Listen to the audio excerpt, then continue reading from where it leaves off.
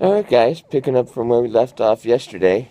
Um, got here to this new hospital yesterday. I'm in my room there. Pretty standard room basically, just I don't know, there's times where I think it's a hotel room. But little less nice. Um, so we get here, they start planning out all these procedures that I'm gonna be doing. And they start off with what's called a bone marrow biopsy. And if you've ever had a bone marrow biopsy, those suck. Now, what they're going to do there is they're going to dig a hole into your hip about the size of their pinky and pull out a chunk of your bone so they can analyze the bone marrow inside the chunk of bone that they pulled out. Um, and I really didn't know what to expect with that. They really, I'm not sure they can prepare you very well for that. They tried. They definitely tried. But they take you down there, and it's basically like a little prep room with a little exam table, I guess. And it was kind of weird. And I kind of don't know if I should tell anybody this, because I don't know how normal this is. But when they closed the door, there was like four of them. They were all kind of hopping around like a bunch of little trolls, and they were high-fiving each other and like talking to each other in the third person. I was like, what the fuck? To my knowledge, they hadn't given me anything yet, but whatever. I'm in this for the long haul. So they start giving me the medication. They start giving me Versed to calm me down, some fentanyl for the pain, and they start to give me some local anesthesia. And, I mean, it stings, it pinches, it does all that, but there was really nothing excruciating about it. And halfway through the whole process, they gave me a second round of medication. And the next thing I know, I'm waking up in the surgical recovery room, where there's like people waking up from like, reattached limb surgery over there. They just removed the windshield from a guy over there. And I'm over here laying on my stomach because I've got a hole in my ass. So that was sort of different. But to my knowledge, there's going to be a couple of those throughout this little extravaganza. And guys, you've got to excuse my mouth here. When they were explaining to me all the different symptoms I'm going to be having from this chemo, like losing my hair, the nausea, the vomiting, all that stuff, they had mentioned that I'm going to have a problem with my mouth. And they really couldn't tell me more, and it really concerned me that they couldn't tell me more. But let's just say now I'm having those problems with my mouth.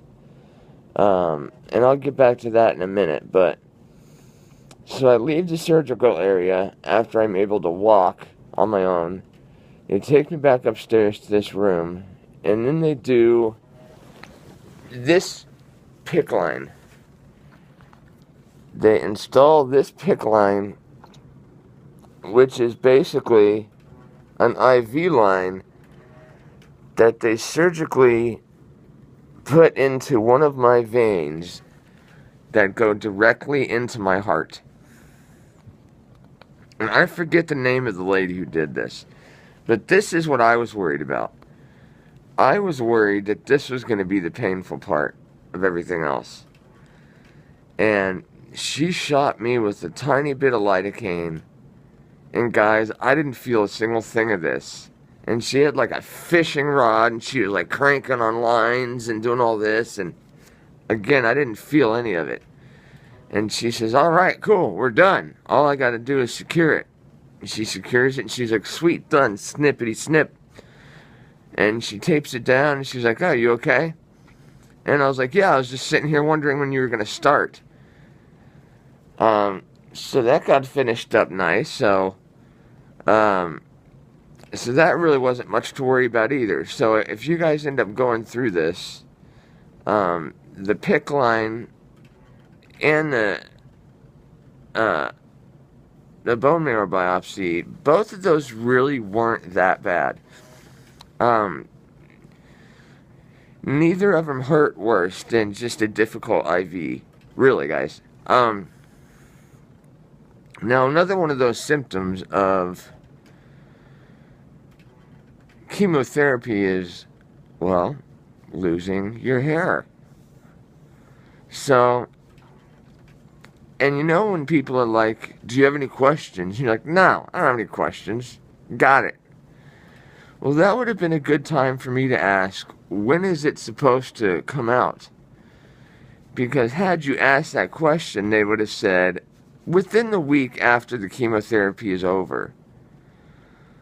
So, because I did not ask that question, the first thing that I did was turn right around. I went into the bathroom and I shaved every single hair from my neckline up.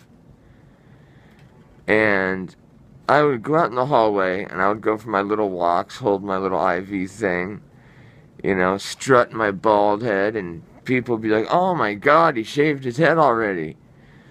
And I didn't know if they were proud of me or if they were making fun of me. Like, he's already shaved his head. Oh, I'm willing to bet he didn't ask when it was going to fall out. So, when my hair had a week and a half to grow back in, and then all of a sudden it's legitimately fallen out, well, joke was on me, because now I have to go in and shave and redo everything that I'd already done. So here we go. The issues with the mouth. They're calling them blisters, cold sores, things that are going on in your mouth that are going to prevent you from doing just about everything you do with your mouth that a normal person would do, in fact, with their mouth. You can't eat, you can't drink, you can't swallow, and sometimes your tongue will get so swollen that you can't even stick it out because it won't come out. And that is the problem that I've been having with my mouth. And that's the biggest problem that I've been having throughout this entire process. I have been off chemo for almost a week now. And I've been spiking fevers like crazy. Haven't really gotten sick though. I haven't really gotten the nausea, the vomiting. Hadn't really gotten the diarrhea. But I really haven't gotten sick yet. But man, these mouth sores are killing me. These mouth sores have really, really brought me down. These mouth sores have really brought me down. And what's crazy is I tell the doctors, and they come in every morning, and there's 26 of them, and they come in every morning, and they say, how's your mouth doing? And you're like, well, it's fine, doc, except for the fact that I can't eat. Oh, okay, well, excellent. Alrighty, well, holler at me if you need anything. It's like, thanks, doc. So, back to, how do I eat something? Perfect example. They just brought me up a tray of food that they know I'm not going to be able to eat. And when they come up and they say that I need to pick up a tray, and they're going to see that I didn't eat any of that, they're going to give me shit for this. So, what the hell? So, anyway, I'll keep you guys posted. Have fun, guys.